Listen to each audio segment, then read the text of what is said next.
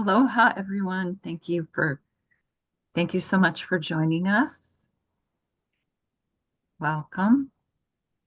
We'll get started in just a moment.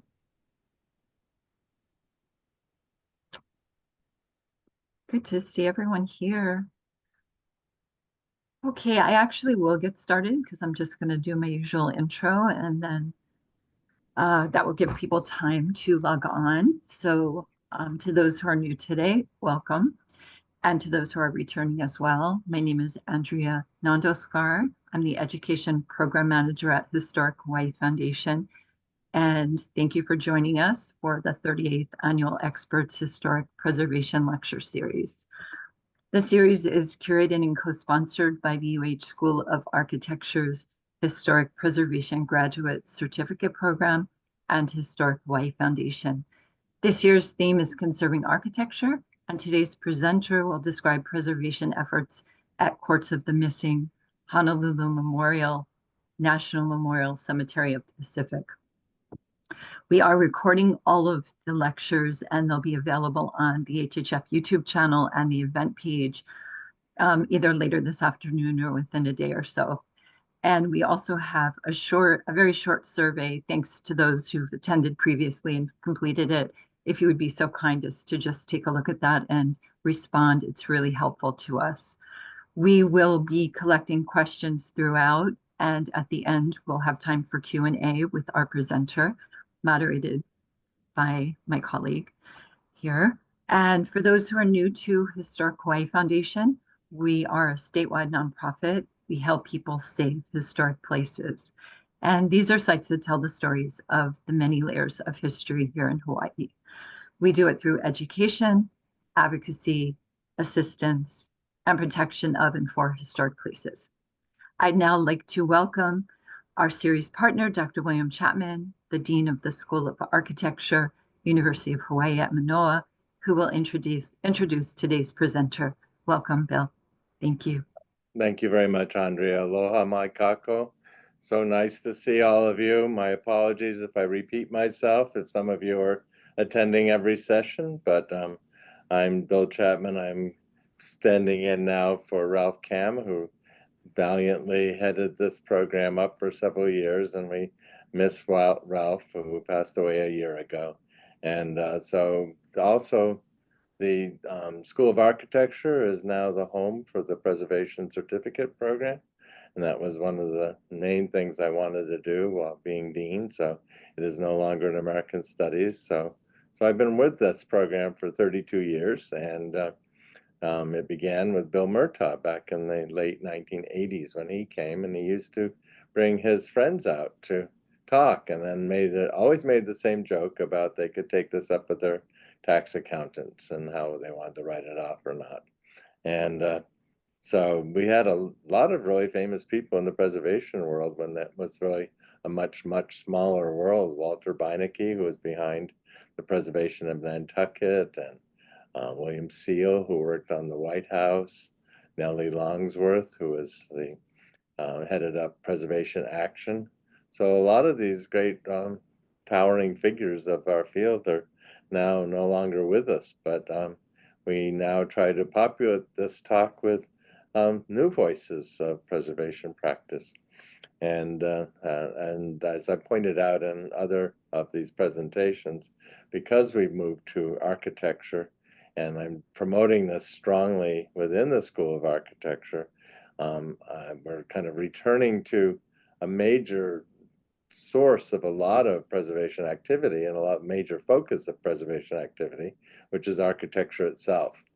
So many of you know the Register program involved primarily architects at the early period. So that was a big kind of breakthrough to register buildings for their architectural significance. And Charlie Peterson, who started the Historic American Building Survey back in 1933, this was really something he pushed through to advance. And so again, this is architecture in many ways was an important home for preservation practice. So before I start, since Tonia said I have a little time at the beginning, I want to call your attention to a link. There will be a conference or a symposium called Tropical Modernism Revisited, a Global Perspective. There'll be speakers from Brazil, Mexico, Africa via London, the Middle East, Kazi Ashraf, who used to teach in our faculty, will be talking about South Asia, which would be Sri Lanka and India. And then we have someone coming from Southeast Asia, from Singapore. And we're going to look at this field, this period of time when architects were sort of co-joined in an effort to design buildings that were appropriate to the environment. And Hawaii was a very central place for this kind of practice. And Dean Sakamoto is going to be presenting on Vladimir Osipov, who makes it into the wiki site when you read about tropical modernism. So this is, again, revisited. We're going to look at the ways tropical modernism changed in context based both on culture and local practice. So I think you'll find it interesting. It's on March 29th at the Iman Center at East West Center. And I'll probably plug it in future talks too, but we're subsidizing the meal. It's brought to us by the Duan Kwan Foundation. They've been very helpful in this. And then Docomomo Hawaii. And for me, this kind of marks the end of the other bookend, so to speak, because when I began my term, we had the national meeting of Docomomo, which Tonia was very much central to. And it seems like just yesterday we had our meal over at the ramen place to discuss what was going to happen, and it came off swimmingly. So I hope this does too. It's a much more modest event, but I hope it does. So let me invite you all. The meal is subsidized. It's $40 to do it, 20 for students, and you get 3 meals, which I think comes to their actual cost is 70. So you're getting basically a good deal on your food. And so please sign up and come. So, and I'll be advertising this again. So happy to present Tonia Moy today, one of the first people in preservation I think I met when I moved to Hawaii 32 years ago. And she's Vice President and Director of Preservation at FAI, which is Fung Associates International. And she has really heads up a lot of the residential projects. Prior to joining FAI, she served as the Architectural Branch Chief for the State Historic Preservation Division, and she's been a past trustee at Historic Hawai Foundation. So she has worked very hard to get Docomomo established in Hawaii, and this is really to her credit that we have, I think, one of the more active chapters in the country. She's been recognized for this. She's now actually on the national board of Docomomo as well. And for any of you scratching your heads and saying, what is Docomomo? That's an organization that celebrates and documents the architecture basically of the 1930s, 40s, and 50s into the 70s. So the modern period in architecture. And so she has received the Frank Haynes Lifetime Achievement Award from Historic Hawai Foundation. And she has even led tours to Brazil. We tried to get her tour leader to come, but her tour leader, unfortunately, goes with the territory, is having hip surgery and couldn't travel. So Sylvia won't be able to come. And Sylvia, by coincidence, was my old classmate from Columbia days. So I'm sorry that she's not coming, but we have another person from Brazil. So Tonia, I don't want to steal any more of your time. No, and I'm, again, looking forward very much to the talk about the Courts of the Missing at the National Memorial Cemetery of the Pacific. So right. all yours. Mahalo nui. Thank you, Bill. Thank you, Andrea. And Bill, I'm looking forward to the symposium, actually. So everybody can see my screen, I gather. So today I'm going to be talking specifically about I'm sure everybody's really familiar with the Honolulu Memorial at the National Memorial Cemetery of the Pacific, kind of commonly known as the Punch Bowl Memorial. But today I'm going to be talking about the the area down in here, which is called the Courts of the Missing. So for like a brief overview, so as you can see, it's a, Punchbowl's a crater. It's also known as Puovaina, which is generally accepted as, translated as Hill of Sacrifice. So it has like such a rich history, not only as a cemetery, but if you can see this, there's just all these little dots of where there were heiau before. And people would come up here a little later on. This is in 1924 when they would have an Easter ceremony up here. So it's always been sort of like a place that people looked up at and thought of as very cultural, very, very interesting. And as a matter of fact, we have just discovered that there's a remnant of a road here that was part of, it was built during King Kalakaua time, and it used to circle around. I mean, there's very, very little of it left. And it was at a time when King Kalakaua wanted to make it into a park. So, and have tourists come. So it was like one of the first like interest in tourists. So, I mean, there's just so much history within the crater itself. But I think what people know it for now is that it is a cemetery, and it's a veteran cemetery. So, and I don't know if anybody remembers this, but it used to be like more of a lookout. But as more and more people got buried in the cemetery, I think the tourist aspect got a little bit in the way and a little bit noisy for the people being buried there. So I think little by little, it's been the actual tourist part of it has been sort of taken away in favor of the cemetery. So I think what's not evident to most people, and it wasn't evident when we first started, is that this whole crater is actually two different entities. So there's the VA that takes care of the actual cemetery, and they're established to take care of the needs of the veterans. So they do the medical facilities, the cemeteries. They're taking care of the needs of the veterans. So ABMC, on the other hand, which is the American Battle Monuments Commission, so they only really take care of this memorial right now. They were created in 1923, and basically they're guardians of America's overseas commemorative cemeteries and memorials. And their mission is actually to honor the veterans, not so much to, meet their needs, but to honor the veterans. So there's that little subtle difference in the two different entities that kind of run the whole cemetery or the whole punch bowl or Puovaina.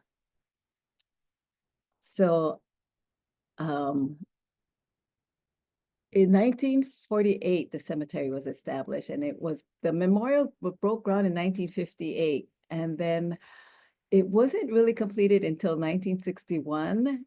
That was the first part, the upper, and then the lower part, 1964, but it was not dedicated until 1966, and I'll show you why when we go through.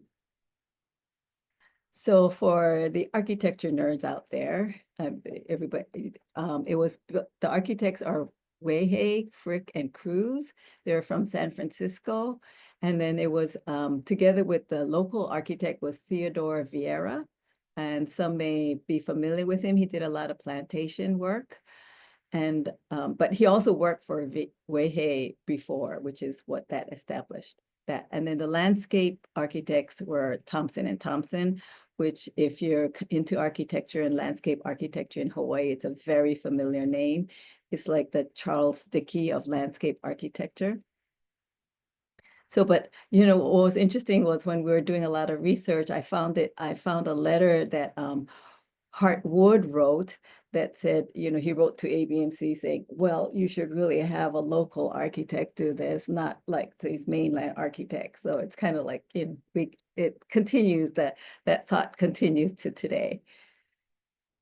So this is just showing some of the construction that went on in the 60s. And so this was built to honor it's like the name suggests, it's the Court of the Missing. So it had the name of all the missing soldiers from World War II and Korean War. So it was said, to stand like sentinels flanking the grand staircase. So it was very honorific. It was very solemn and serious kind of pieces of architecture. So let me go back. So these large tablets here, they have the names of over 28,000 servicemen and women missing in action or lost at sea. So like there's also, if you go there, you can see there's a little gold star by some of the names of those who have a gold star Medal of Honor. And then nowadays, there's a lot more being found. So there's a little bronze, they started putting in little bronze rosettes for those that have been found. So in 1980, if you go there, you'll notice that the bottom court is a little different because this was added in 1980. So this was to add the Vietnam War heroes who were not anywhere. So this was done under the VA leadership of Max Cleland, who is right here on the side. And he was a Vietnam War veteran himself. So he was very instrumental in getting this Vietnam Court of the Missing in here. So back to the limestone courts. So as you can see in these two slides, and then I'll show you another slide, it didn't take long. Like, see all this staining, all these brown spots that came up. This was showing up like 2-3 years, or some showed up like weeks after they installed it. And they, see how it got pretty blotchy all over. So they had tried washing numerous times, and it just couldn't remove it. It was just, they didn't know what it was. So this is kind of why it was not accepted until 66, because they were, blaming the contractor, how that goes, and what was wrong with it. So it just took a long, long time.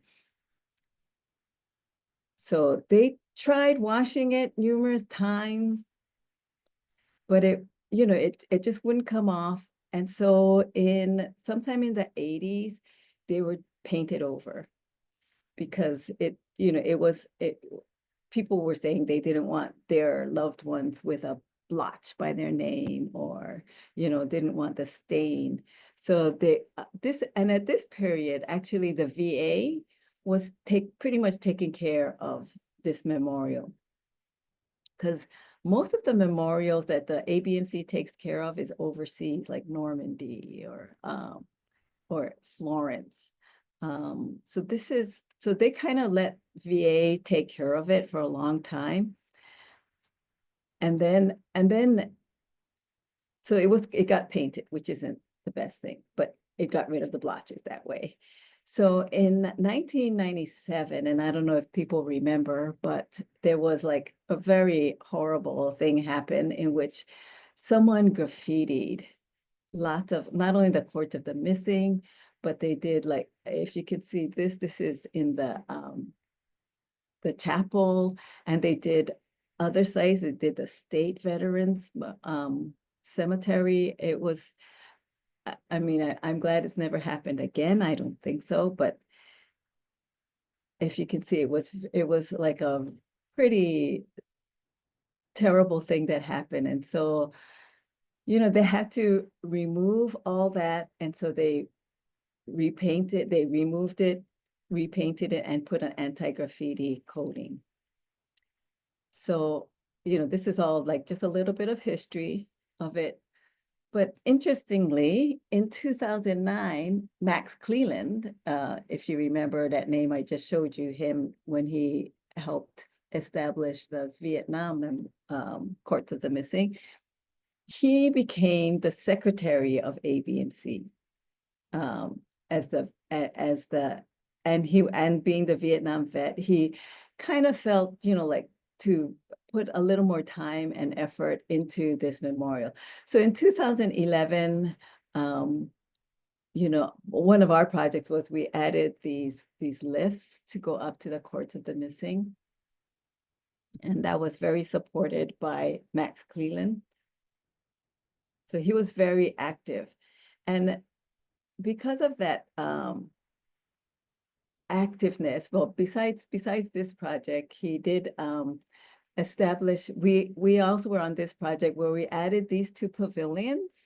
So one has if you've been up there, there's these gorgeous, you should go up there and see these gorgeous mosaic maps of the battles.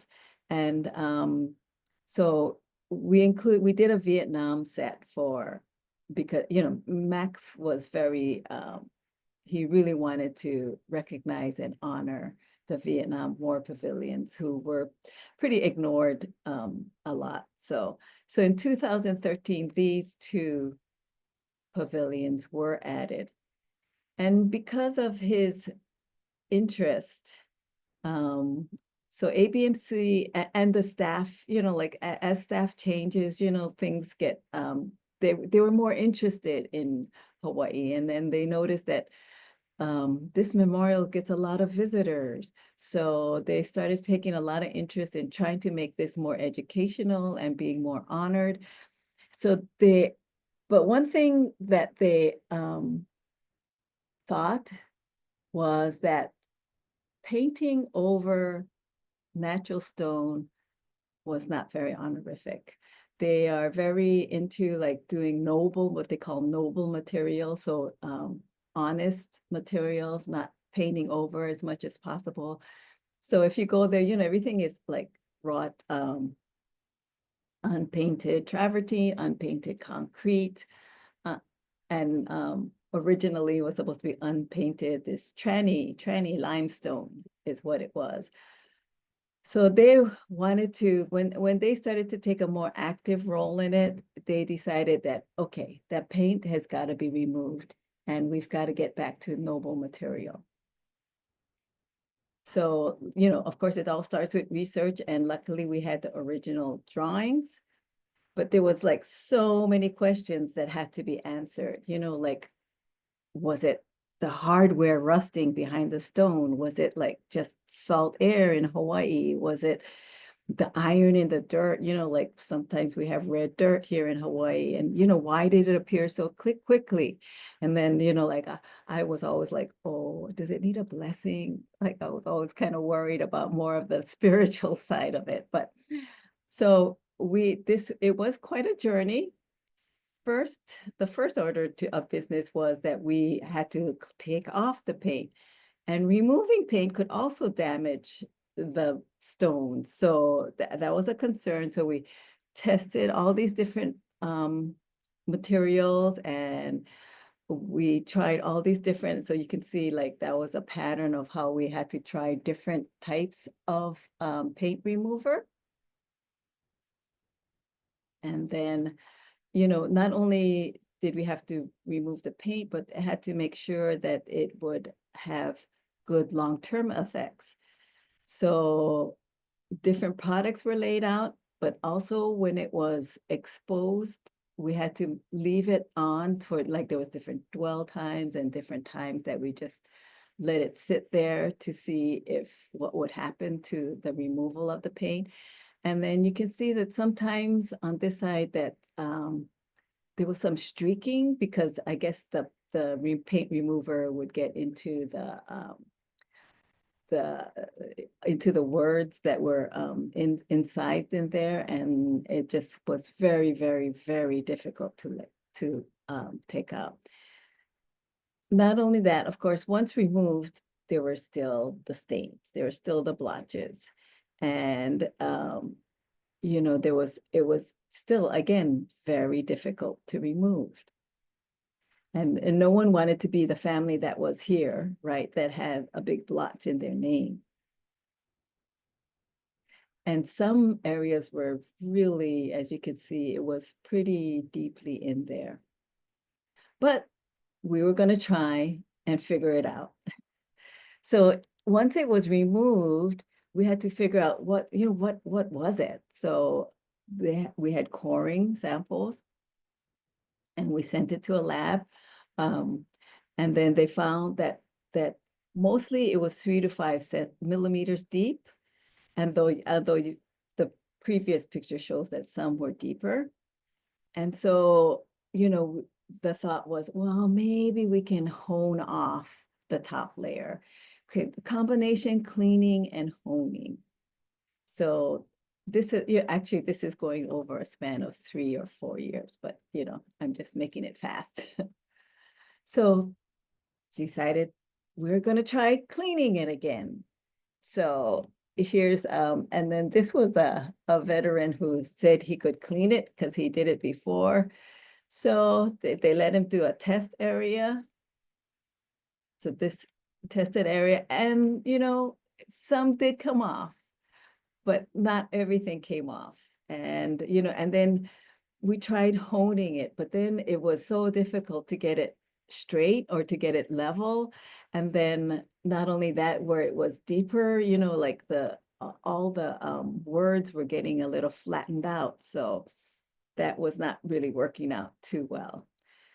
So after all that, now this is again years in the making, right? Oops, sorry. What happened? So after all that, like ABMC decided to replace all of it in kind. All in here, except the marble was doing fine. It was not having a problem. So with that in mind, the next challenge, there was like so many different challenges that we had to face. But so this is the next one, was to replace in kind. So not only did it have to match, the color needed to match, but there was a whole bunch of other things that we had to take into account, like why was it staining so quickly? We can't get stones with the same kind of iron content. We had to check the iron content. So I mean, the one thing good about the quarry was we did discover it was iron and that's what was doing the staining. So you know, like when they decided to do this, you know, it was like mistakes would not be acceptable. Misspelling of a name or missing a name was just not acceptable.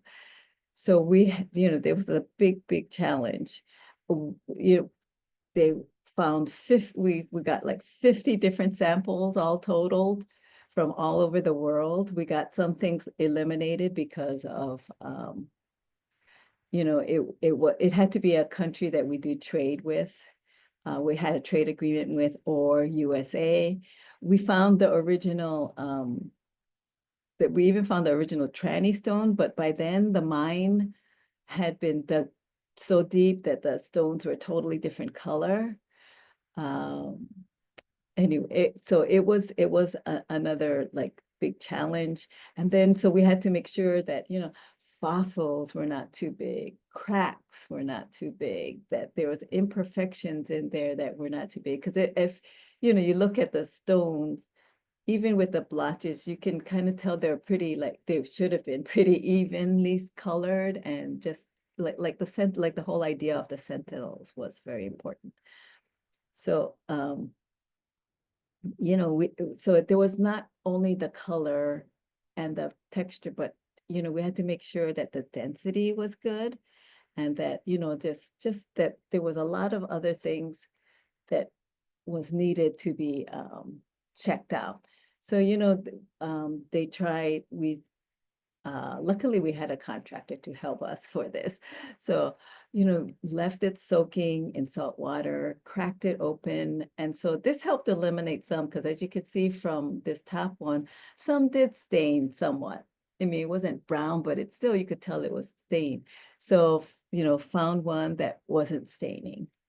So through all that process of elimination, again, years, we had to have them tested to make sure that the incisions would be precise. And then we had to, so we had a couple of them, the last two engrave, a set of 3 to make sure that they could do that it was, sharp. And then the facility itself had to be capable to have enough tablets of the same quality. So yes, somebody got to go on some trips. It wasn't me, but somebody did. Get to check out all these different mining companies to make sure that they were all good. And then like I had said earlier, that engraving had to be it had to be perfect. We had to make sure that there were no mistakes. I mean, nobody wanted to come and have us told that you spelled her name wrong, or you're missing this person, and like that everybody with a Medal of Honor had to make sure that they had their star. It had to be placed precisely right. And somewhere in between, because they painted it, the stars were no longer gold leaf. So that was, we had to put back the gold leaf. But the one thing that we did want to, change was that the system we put it in was so it hung away so that air could come in and could go out on the bottom of the stones, so that hopefully, just having this little extra layer of dryness would also help keep the rusting or staining away. So they put in a new kind of backing system. And then, so you can't really tell, but there's a little air gap on the bottom and the top. And, we didn't really, because it's on this special system, we didn't really need grouting, but then we said, let's grout it, because we need that monolithic look. So that was we made sure of that. So this is pretty much the result. There are some, because this is stone, so it's not quite as all white as it used to be, or all off-white as it used to be. But but it's the noble material, which is what ABMC really had in mind. So it is still a place of contemplation. You can go into these little courtyards and you can sit there, and it's very peaceful still. And then, so the result is, although we had to sort of change out all the material, and it's, like I know everything is like the original material is the best, but the original design intent was kept instead of having a kind of a stained material. And it was tried. I mean, like ABMC is like a rare client who will spend the money to try and make sure, try and see if we can save it first. And so it was tried. Historic Hawai Foundation was in on, like, we showed them how many times the samples and all this kind of thing. And then, but like sometimes I think what preservation is, like sometimes you just have to remind yourself that, okay, we tried, you have to let it go. And to keep the original intent of the design, we had to let the original material go. And, like, if you're an architectural historian or historic architect out there, like, you just don't beat yourself up over it. You just have to sometimes, and it's the best thing to do. So that's actually all the slides I have. We've been working on this here since like 2011, I guess, when we did the chair lifts. That was our first project. So they're a really good federal department. They're very small. ABMC is very small, but they're a department in themselves. So they're really, really an unusual client, I will say. So anybody, that's actually all I have on the project. If does anybody have any questions?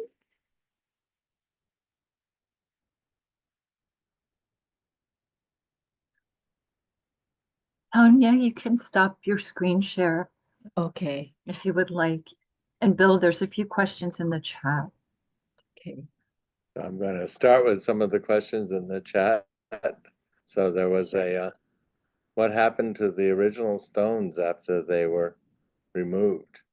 Okay, that's a really good question. So ABMC did not, because like part of us is like, what a waste, right? All that stone. But ABMC and the veterans did not want to see a name showing up someplace else, under somebody's patio or something like that. So the contractor destroyed and, like just pulverized the stones, the original stones. So Kirsten Yeah. had a good question about how were they incised and who did the incising? So the contractor, that's a good question. So the contractor actually bought a CNC machine, it's called. So they did it here so that if there was a mistake, they could redo it. So he's a huge machine that so you can program it with the CAD. So I showed the CAD file earlier that shows like exactly where every name has to be. So it uses that. And then we went through different fonts. Yeah, it was a long process. We went through different fonts to make sure the font was accurate and the stars were accurate. The depth was pretty good, yeah. I'm going to add to Kirsten's question. So if you made a mistake, Yeah. did you have a protocol for fixing it, a material you used? And They had to redo the stone. okay, Yeah. it If wasn't a they, compound you could add or something. no, no, no. They just redid the stone. So that's why like the reviewing those nameplates, it would take like 4 different reviews, and it was a process. Yeah, like we said, mistakes, it was, you just did not want any mistakes. So what country did the stone come from in the end? In the end, the stone came from Portugal, which Okay, is, not far, I guess. kind And of it just, yeah. fitting for Hawaii, right? Yeah, I guess. Yeah, What we couldn't find anything in the US. That would have been our first. There was actually something not far from China, but that was not, that wouldn't be allowed. So, and there was another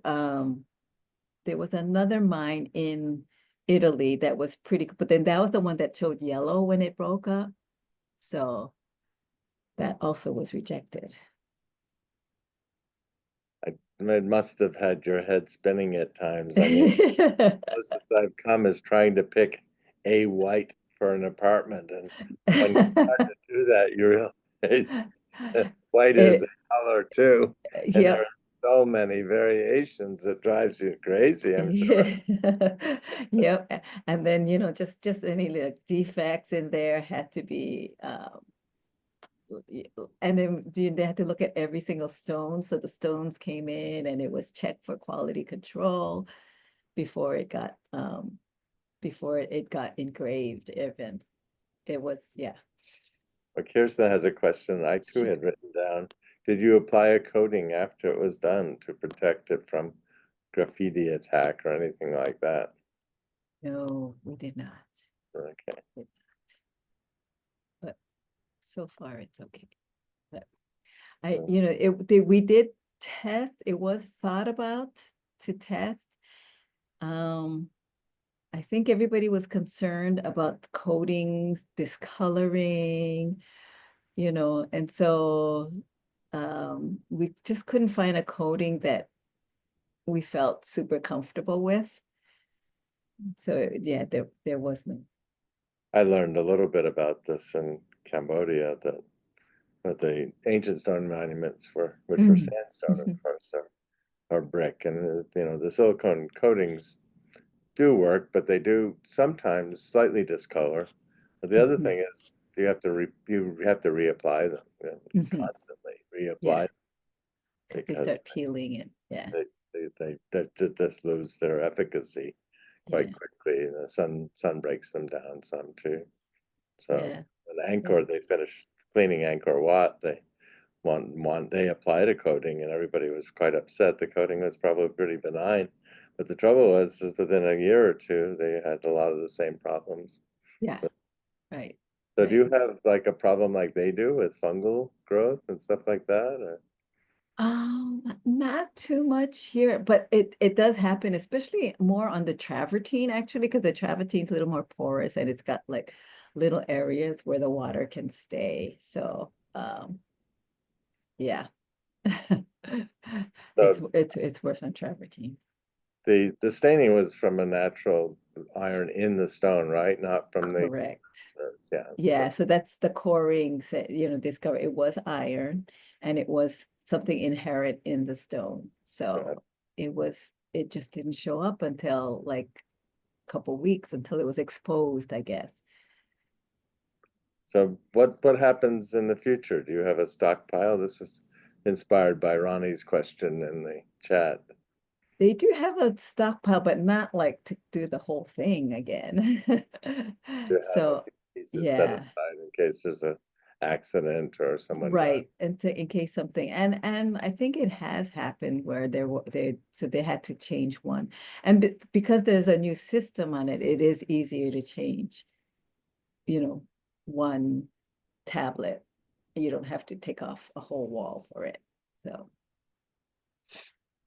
Well, just before everybody got on, we were talking amongst ourselves, and Donia was saying that we're about technique, and she thought there was a sort of irony or paradox that this is really about replacement, but that is yeah, an aspect of conservation. Sometimes that is your choice, right? yeah, right. Yeah, Mm. I saw the question come up again, just to be clear that the original tranny stone had iron in it, which just exposed itself only when it got to Hawaii. And I probably the salt air in Hawaii doesn't help, but it was discovered to be iron for sure, iron, not something spiritual as I was worried. I think some people thought maybe it was the fasteners, which that can often cause problems. Right, but yeah, no, it was in the stone itself. Okay. So Katie's here. She Yeah. talked last week, and she's asking about graffiti in China. Hmm. Right. And what are some products that you can use to sort of prevent graffiti? There are products, and again, they all have, you can tell when they're on. So it's sort of like pick your poison kind of a thing, do you want it to show up? So on stone, it may be a little better because it's so textured that you can't really see it, but on like something clean, it sometimes looks a little plasticky. So which is why we, opted not to do a I had a coating. good friend in the Park Service who worked on a project actually in Central Park before he had joined the Park Service, and it was about graffiti, but it wasn't so much about how do you deal with it materially. It was more about behavioral. How do you, and there were certain rules that he said was basic to Central Park. You Mhm. have to hit it the next day. So that it takes down on it cuts down on the Yeah, right. of doing graffiti if it's going to be removed Yeah, yeah, immediately. right, And right, because right. graffiti tends to attract graffiti, Mhm. apparently. Yeah, yeah. So that was another thing they pointed out. And Mhm. actually, if you do try to clean it immediately, it's easier to clean too. So, Right, right. so basically, it just takes having to be very cognizant of what's going on and monitoring it and attacking it quickly. I Yeah. think some of that's been adopted by the transportation department here. I noticed that a lot of the graffiti along the um, retaining walls on the highway and things like that, It they don't removed like quickly. clean it, they paint it over, but they Yeah, paint it immediately. So Yeah. I think this must be something that's made the rounds in maintenance Right, generally. right. And then security, I think VA upped the security in the cemetery.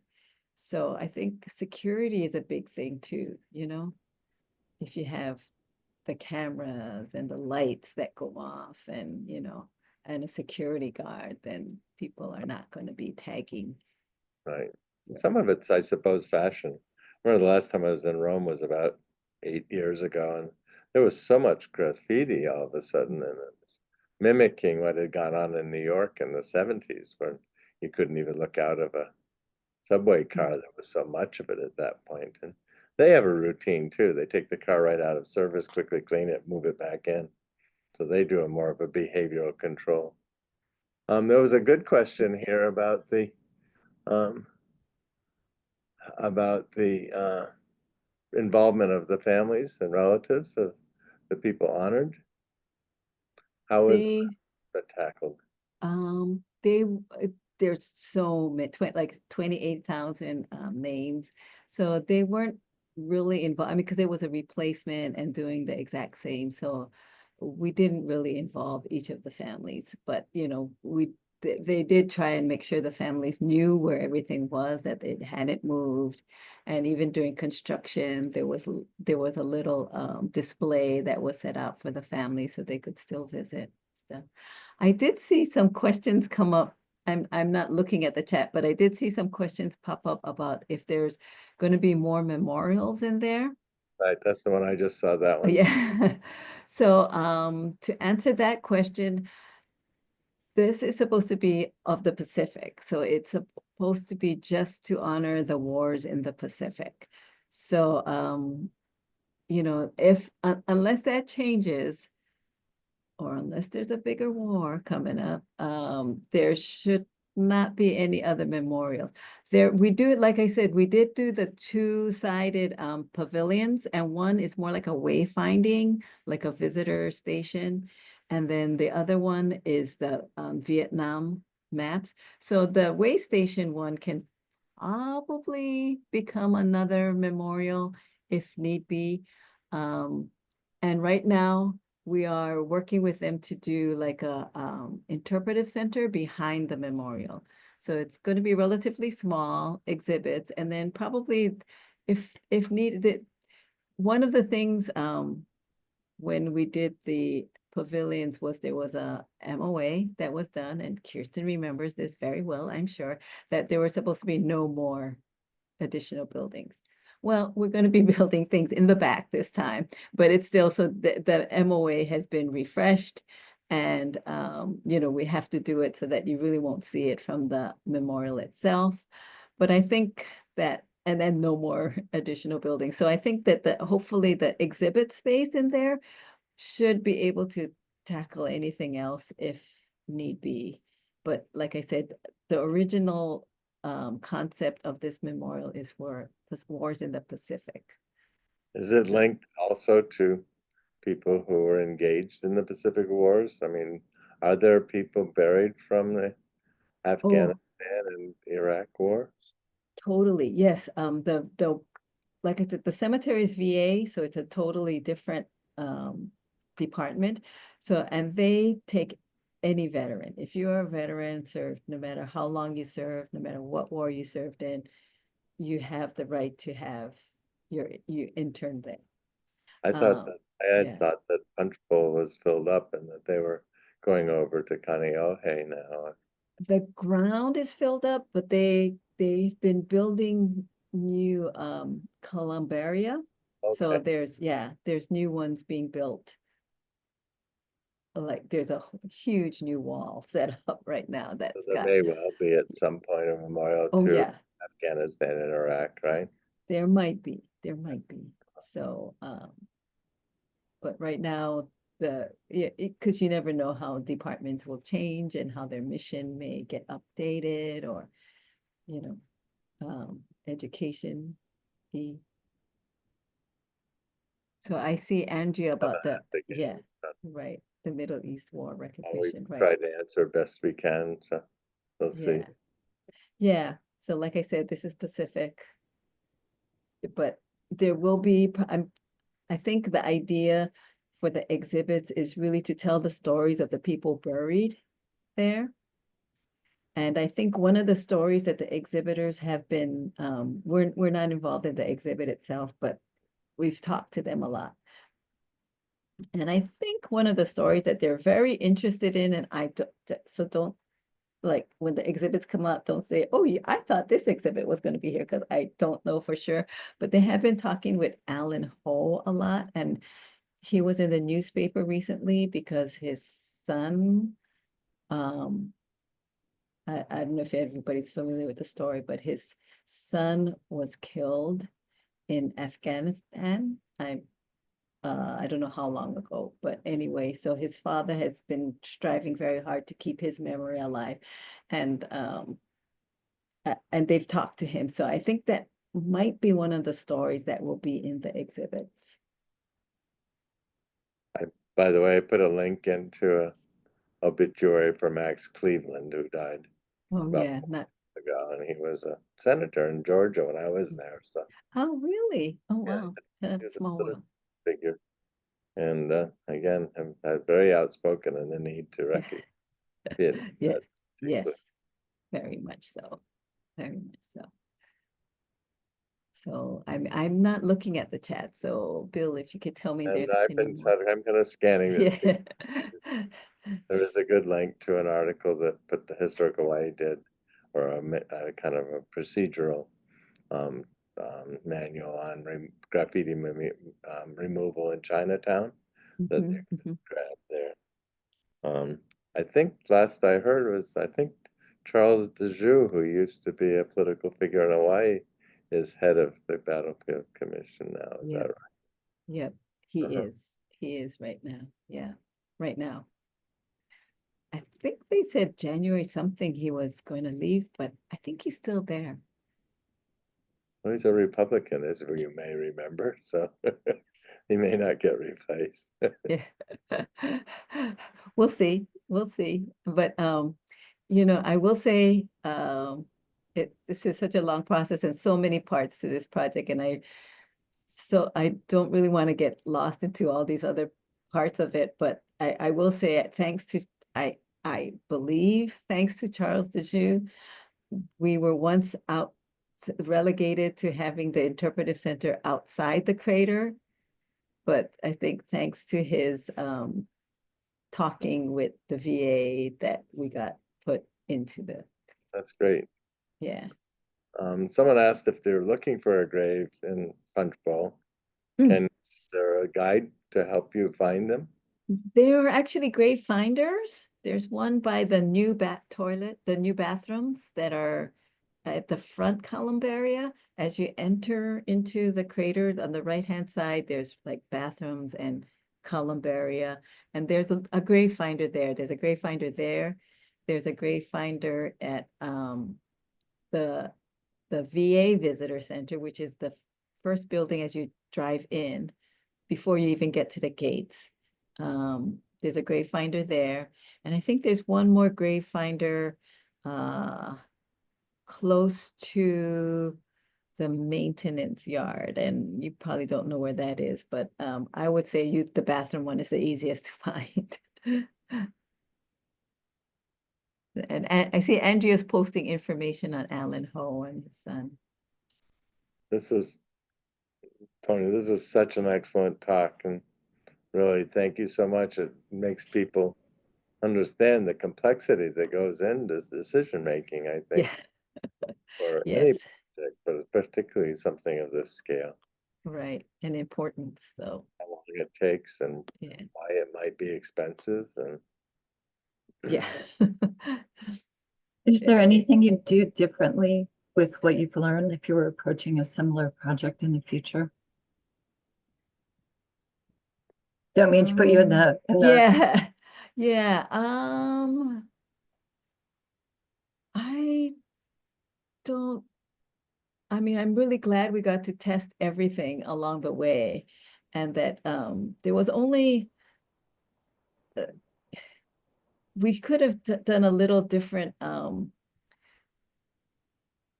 No, maybe the time could have been condensed a little bit, it did go on for a long time. But at first I was kind of worried about that veteran who swore he cleaned it earlier and did the poultice thing.